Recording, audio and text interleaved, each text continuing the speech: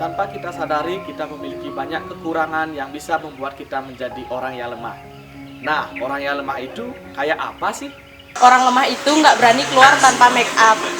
Orang lemah itu dietnya nggak pernah sukses, selalu gagal. Orang lemah itu dikit-dikit bikin status di medsos. Orang lemah itu mana berani kentut depan pasangan. Orang lemah itu suka mencari tempat teduh kalau berhenti di traffic light. Orang lemah itu mana berani ngeluarin di dalam. Orang lemah itu adalah orang yang nggak sanggup LDRan. Orang lemah itu beraninya cuma macarin aja, tapi nggak berani buat nikahin. Orang lemah itu suka menarik pesan kalau diajak chatting. Orang lemah itu nggak bisa nabung, lihat diskon dikit aja, udah ngeborong. Orang lemah itu nggak akan puas dengan satu pasangan. Orang lemah itu gampang sayang, tapi susah move on kalau udah putus.